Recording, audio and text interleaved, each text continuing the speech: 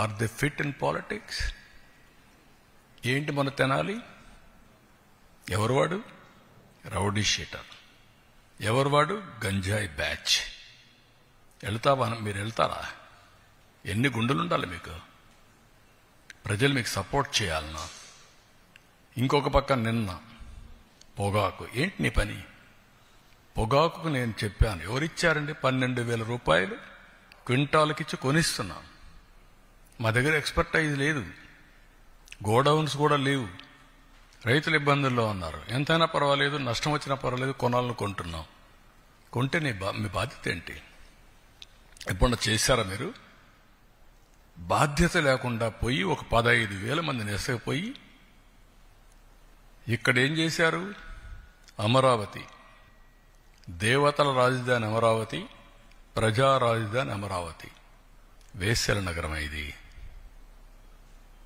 ఎంత కొవ్వెక్కుందండి మీకు? ఇంకా సమర్థించుకుంటారా మీరు? మీరు అడిగిన క్వశ్చన్ చెప్తున్నా. Can you answer? ఇలాంటి వాళ్ళని మీరేం చేస్తున్నారు? మీడియా. మీ ఇంట్లో ఆడబిడ్డలు లేరా? మీకు తల్లి లేదా? కూతుర్లు లేరా?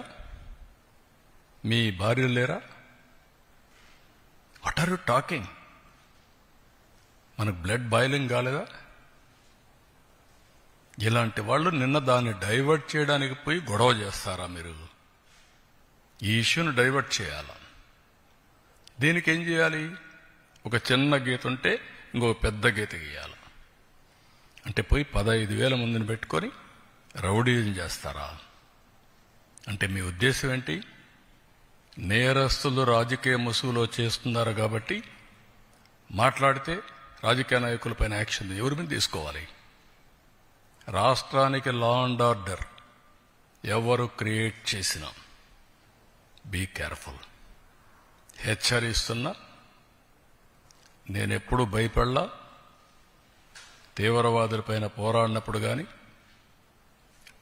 ముఠా నాయకులపైన పోరాడినప్పుడు కానీ, కమ్యూనల్ వైలెన్స్ని అణిచివేసినప్పుడు కానీ ఒకటే ధ్యేయం, public safety. Public safety, no compromise. ఈ విషయం గుర్తుపెట్టుకోవాల్సిందిగా ప్రతి ఒక్కరిని హెచ్చరిస్తున్నా. గట్టిగా కూడా చెప్తున్నా. ఎన్నోసార్లు చెప్పా, చేసి చూపిస్తా.